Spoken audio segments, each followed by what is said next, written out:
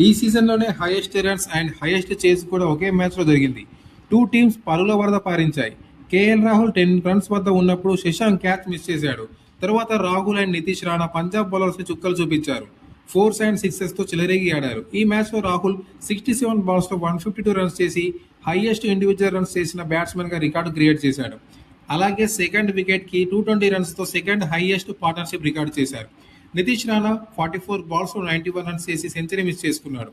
టోటల్గా ఢిల్లీ 20 ఓవర్స్లో 264 రన్స్తో ఈ సీజన్లోనే హైయెస్ట్ స్కోర్ని రికార్డు చేశారు. ఇక చేజింగ్లో పంజాబ్ ఓపెనర్స్ ఢిల్లీ బౌలర్స్పై విరుచుకుపడ్డారు. 6 ఓవర్స్లోనే 116 రన్స్ క్రాస్ చేశారు. ప్రియాన్ షారియా క్యాచ్ పట్టబోయి ఎంగిడి చాలా సీరియస్గా ఇంజూర్డ్ అయ్యి ఫీల్డ్ నుండి వెళ్ళిపోయాడు. ఎంగిడి వెళ్ళిపోవడం వల్ల ఢిల్లీకి ఒక మెయిన్ బౌలర్ మిస్ అయింది. Priyan షారియా 17 balls of 43 runs, rub Simran 26 balls 76 రన్స్తో విధ్వంసం చేశారు. ఈ మ్యాచ్లో కరుణ్ నాయర్ ఢిల్లీకి విలన్ అయ్యాడు. శ్రేయస్ అయ్యర్ ఇచ్చిన 2 సింపుల్ క్యాచెస్ని మిస్ చేశాడు. శ్రేయస్ 36 బాల్స్ 71 రన్స్తో మ్యాచ్ని తీసుకెళ్లిపోయాడు.